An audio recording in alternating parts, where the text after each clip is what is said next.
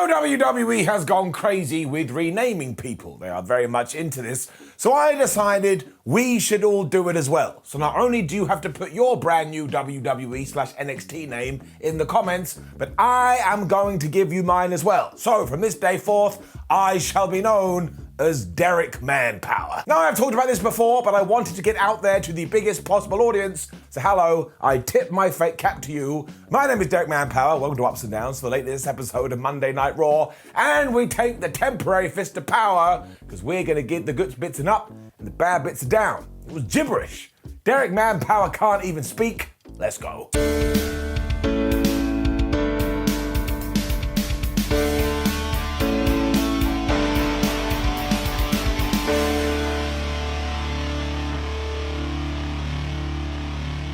Seth Rollins is an odd chap because he dresses like he does it in the dark. And when he came out to start Raw, he was all like, hey, I want to have a party. However, I can't party alone, so I would like to be joined by Cody Rhodes.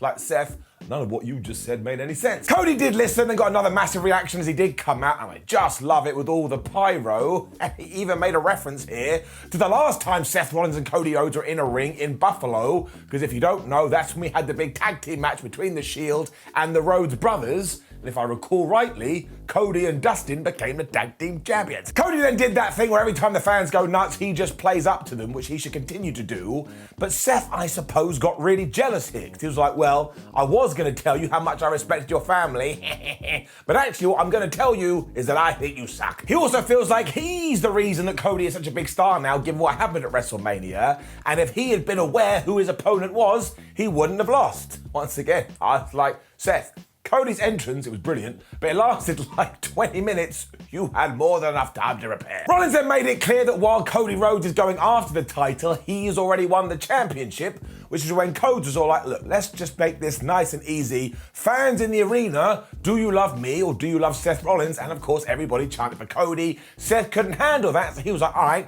I'm now going to turn the tables on you. And what's going to happen is in the main event, you will take on a mystery opponent. Cody Rhodes said yes. And it's always worked, because then for 3 hours I was like, well, who's it gonna be? I mean, unless it was like James Ellsworth or something, but it wasn't. And as I always say, and I will continue to say, this feud between Cody and Seth really has got me hooked. I like it up. We then finally got our women's tag team title match, which I checked has been 48,798 years in the making. But better late than never. It was Sasha Banks and Naomi defending their championships against Rhea Ripley and Liv Morgan, and this went exactly like you would have expected. But sometimes that's a good thing, because it usually means the story is shouting at you, I'm right here, I'm right here. So don't ignore it, walk onto it, and brace it with a hug. And what I really liked about this match is that the whole time we put Ripley over as a monster. Like at one point, she grabbed Sasha Banks as if she was a projectile and threw her into Naomi. She was also helping out Morgan for a while because they did a double powerbomb, and after that, Rhea was able to hit the Riptide, but Liv Morgan wasn't able to hold back Sasha, so she was able to break up the pin. But if that hadn't have happened, Rhea Ripley, Liv Morgan right now would be the tag team champs. This also screwed over Ripley, as then Banks and Naomi were to hit that double team thingamajig they do, and they got the pinfall, and afterwards Rhea was so mad, she got in Liv's face like, you are a waste of space, and I hate you deep down in my tootsie toes. She beat her up, she hit her with the Riptide, meaning Rhea Ripley has gone heel. But good, seriously, let her run through the entire division and let's get to a Bianca Belair Rhea Ripley feud quicker than I can say easy peasy lemon squeezy. I regret doing it. And yes, it was awful when afterwards Sarah Schreiber went, why Rhea Ripley, why did you do this? And she went, I don't owe you an explanation. And WWE does this all the time. However, this is just phase one. Let's wait till next week. And you don't have to be a genius. She can just go, because I teamed with Liv Morgan and she absolutely sucked. That'd be fine. Sonya Deville was then here. And as ever, she wasn't very happy. Apparently when she was watching Bianca Belair at WrestleMania, she got all upset because she feels like she should be a wrestler again. And as she had come to that decision, she wanted to face the best, which of course is Bianca Belair. Now I really wanted to sit Sonya down and say, look, Deville, This is WWE. You don't need to come up with these grand plans. You just find the champion and you say, Geese title shot. They go, of course you can have one. And then we're off to the races. This is when Belair did interrupt to that 65 in WWE and 95 in all of wrestling. Straight away, Son was all like, look, you can't touch me because while I'm a wrestler, I'm also your boss. And if you do, I will fine you, I will suspend you, I will throw you into the ground. Belair had a better idea because she was like, well, why don't we fight right now? And Deville was all like, nah, mate, I don't want to because apparently she's a fake British person. But she wound Bianca up so much, she did indeed get her into the KOD position before she went, oh no, I don't want to lose my job, and she put her down. The fans are really into this too. We are going to do the match next week in Bianca Belair's hometown. So just have Bianca absolutely wreck her and continue her pathway to superstardom. Once again, we didn't do anything complicated here, but we didn't need to. Broken record. Up. And then Veer defeated Jeff Brooks. That's all I gotta say about it. I mean, we have gone into monster heel mode with this guy and he destroyed him in a minute and then locked in that modified camel clutch thing that we're calling the cervical clutch or whatever they said. And to that one guy that melted down last week going, Simon, it's not a camel clutch. I didn't say it was a camel clutch. I said it was a variation of. And all of this is smart because it's worked before, so why can't it work again? But given all the craziness of how long it took Veer to get to Raw, I can't help but think maybe, just maybe, we should have tried him out as a good guy. Although to be fair, we did that with Brodus Clay, and that turned out to be terrible. So it's a let's wait and see, and I'm somewhere in the middle of all of this.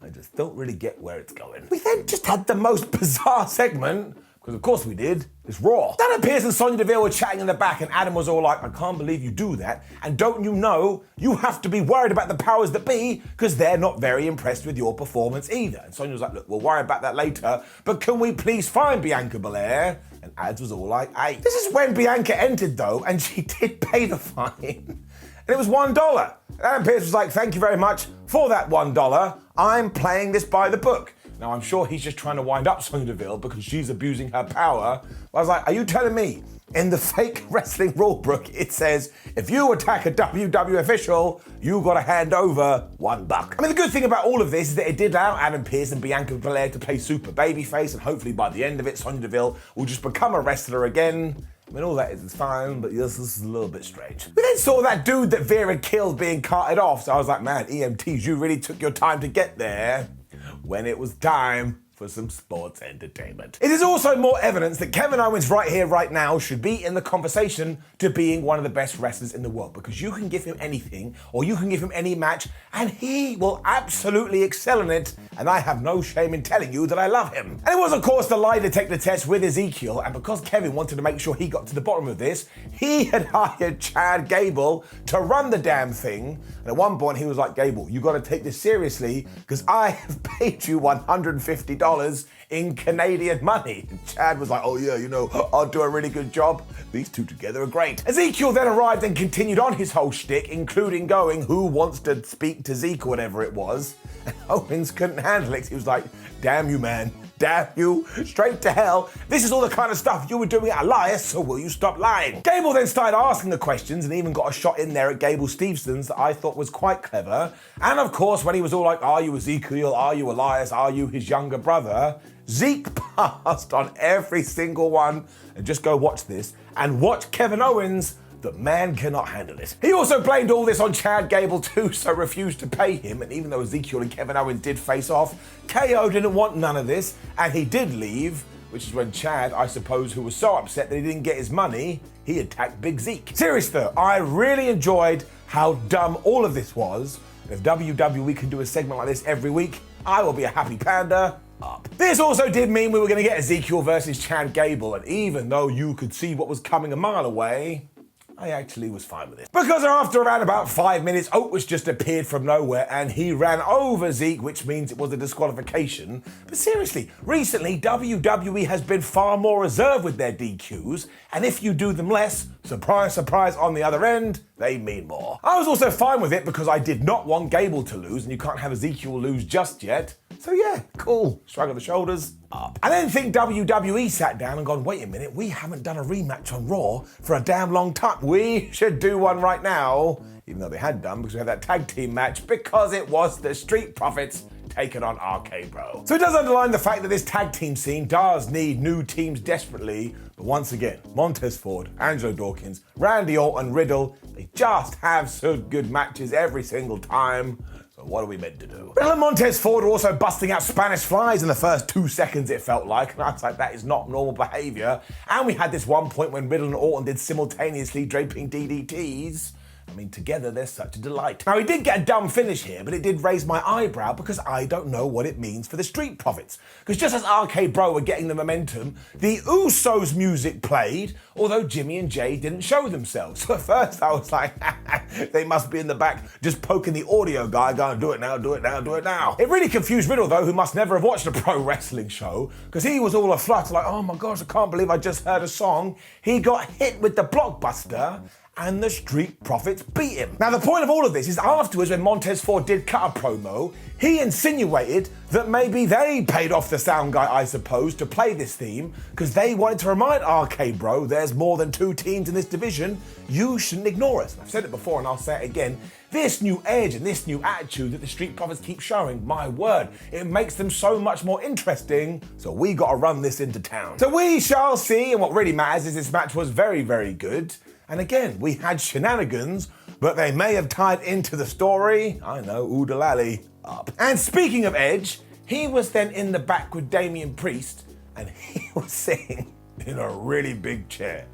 I'm not joking, it was massive. Seriously though, I don't really get it. Like, I think the performances are good, but I don't understand the logic behind it. Because Damian Priest is all like, man, everybody wants to know why the lights went out last week and I just vanished, and it's because you're not listening.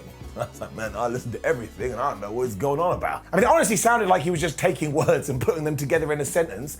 And then Edge was all like, oh man, this evilness has been in me since the Brood, but you don't remember that. It's like, Edge, you came out to the Brood music all the time after you came back. I may have got totally confused here because honestly a lot of it was gibberish, but I think we said that Damian Priest got disrespected at WrestleMania when he teamed with Bad Bunny, even though the story was they were the best of friends. And then he got disrespected again by not being on this year's WrestleMania, but Edge was also disrespected because he couldn't get a WrestleMania match, even though he did get a match with AJ Styles and he had an open contract, and it just took a while for someone to challenge him. I mean, these two are absolute loons. And I do get it too, because they're meant to be idiots, they can spout a bunch of lies, but all of it just seems to be completely made up. And again, I enjoy the presentation, I enjoy Edge, and I like Damian Priest, and they're terrific wrestlers, but I kind of watch it like this. I'm trying to process it, and my eyes and brain just go crazy. It finished with Edge saying he wants a rematch with Styles at WrestleMania Backlash, so we will do that. So once again, patience is a virtue, but based on this episode of Raw, down. AJ then cut a promo after this and he called Edge Judge Edge as if he's about to host some kind of crappy reality TV show, and the lights went out, they came back on, and Edge and Damian Priest beat him up. So suppose what happened here is Edge has gone, oh man, the Undertaker is retired, somebody can steal his gimmick. And look, you should have done that, and again, it's all kind of okay.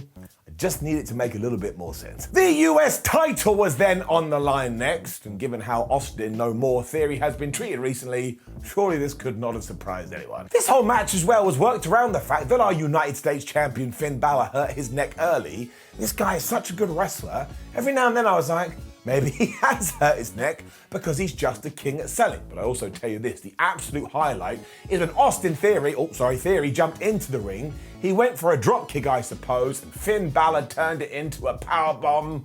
My word, I love reversals. And don't get me wrong, all the noise is true. I don't understand why WWE doesn't do more with Finn Balor, especially because here they were just countering everything like champions. We also got another Spanish fly, and I was a little bit like, man, that feels like overkill. It's becoming this year's Canadian Destroyer. And after Finn had gone from the coup de grace, but Austin, damn it, Theory had got out of the way, Balor smashed him with a dive. I didn't make this note, but I'm 99% sure WWE then cut to a break. This did allow Finn to actually go for the coup de grace, but once again, when he landed, he sold his neck. So Theory saw that, he hit the ATL, he got the 1, 2, 3, and he is now your, mine, and everybody's US champ. We went big with this too, as a bunch of bad guys came out to celebrate with him, even though he's never had one interaction with any of them.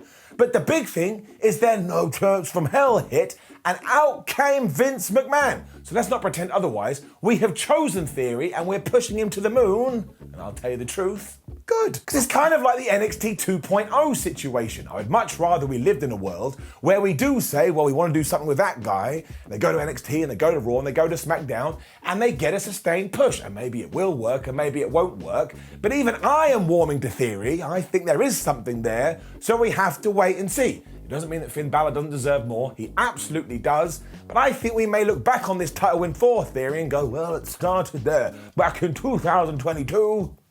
Quick interview with Seth Rollins after this when Kevin Patrick went, hey, can you tell us who you've chosen for the main event? Seth went, no, you moron. That's the whole point of a surprise. And he was 100% correct. And then, my word, Raw is the most interesting show on TV. It's like beforehand, you're told, please, snort a copious amount of drugs just so you understand what's going on. But yes, it was time for our double wedding, and not in a million years did I expect this. Now, shout out to R-Truth, who hosted this segment, I suppose. He is so good, and he had so many good lines. And if you're into train wreck television, you gotta watch it. Of course, this was Reggie and Dana Brooke getting married, as well as Tozawa and Tamina. What's that? Hey, there's nobody meaner. For some reason, Sasha Banks and Naomi and Humberto Carrillo and Angel are out there. And I understand Team Bad was a thing years ago, but this was really strange. When Reg and Dana were trying to do their vows, because they all like, oh my gosh, I love you so much, I would die for you. The crowd just booed them. But when Tamina, Nobody Meaner and Tozawa were like, yeah, what they said, everybody cheered, they got it. We then got the whole if anybody objects, please talk now, when Tamina started to play chess with everyone. So she just went and got other individuals who were getting hitched and put her by the side as if that's how wedding works. Like you're at the altar, whatever it is, and you go, I don't want this person, I'm gonna grab somebody else, and I'm pretty sure that is a crime. At one point it also seemed like she was gonna wed Dana, and the really odd part was by the end of it, they were all back with their respective partners. And after we had done this, you're not gonna believe it if you haven't seen it. After they were all like, oh, we're married, let's smooch and let's kiss, Reggie hit the most devastating move in all of sports entertainment, the backwards. He pinned Dana Brooke to become the 24/7 champion, which means his motivation was, well, if I trick her into marrying me, I can win back that stupid belt. I can't clap. A round of applause. He can never be a good guy again. Everybody then beat everybody else up to have their 8 seconds with the championship. When Dana came off the top rope and she slammed Tozawa with a crossbody, she became the champion again when R-Truth picked her off and just ran into the distance. Here's the thing though, it was absolutely crazy, it was absolutely baffling, you could even call it horrendous, but did you want anything else? Did anybody actually sit down to watch a double wedding on Raw and go, this is gonna be some of the most profound TV ever? If you did, I don't mean to be that guy, but you the problem. This is exactly what I wanted. It was terrible in the best possible way. MVP then told Bobby Lashley that Omos is challenging him to an arm wrestling match because we need some sports entertainment every single week. But the cool thing about this is we're teasing that Bobby's going to go through Omos and then have a match with MVP. And I have wanted that for a while. It was then time for our main event and the whole thing had worked. So I was like, oh my gosh, who's it going to be? Who's it going to be? And after Seth Rollins had come out, oh my gosh, all my dreams were answered because it was Kevin Owens. Now really we should be saving that kind of stuff for bigger feuds, but I didn't care because I really wanted to see this match. I mean, I just love these guys so much. It's like watching my own sons. What? Nothing. They were going nuts too because in the early going, Kevin threw Cody into Barry Barricade, and then it was just wrestling tennis. We saw DDTs, we saw tackles. At one point, both guys were falling over Alan the announce table. And this is when Seth Rollins' music hit and he came out, even though minutes beforehand, Seth Rollins' music had hit and he had come out. Cody Owens still just kept trading though, and Owens kept coming off the top with like frog splashes, and Rhodes was going for the most devastating move in all of sports entertainment. And I genuinely thought to myself, I mean, Cody should win, of course he should, but I'm not 100% sure. There was also a proper near fall after Owens had floored Cody, because Cody only got his foot on the rope at the last second. And because Kevin then belted to the outside, Seth walked up to him, losing his mind because he did not want Cody to win. And he said to Kevin, get your fat ass back in the ring. KO looked like he was about to break, especially given what happened pre-WrestleMania between the pair. So he was just like, you know what, this is your problem. And he walked off. And I have seen some criticism of this online, but put yourself in the scenario. A buddy of yours, a pal, says, please can you do me a favor? You do.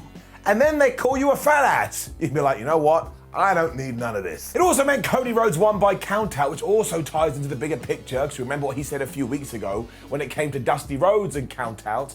And I thought all of this was so well put together, and between the three of them, they are making Raw a terrific show. I mean it. I think it's just great. And I'm giving this an up. I'm going to assume that coming out of WrestleMania Backlash 2, where we are doing Cody Rhodes versus Seth Rollins, we can then go into Seth Rollins versus Kevin Owens, which is also fire. So yeah, unashamed about this. I mean it from the bottom of my tum-tum.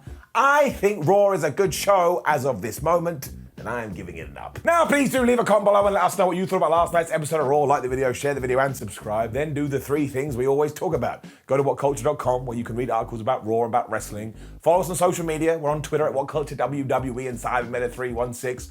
And there's loads of ups and downs from the weekend. Just pick your favorite show and watch it. My name is Simon for WhatCulture. Thank you for joining me as always. I love you from the bottom of my heart.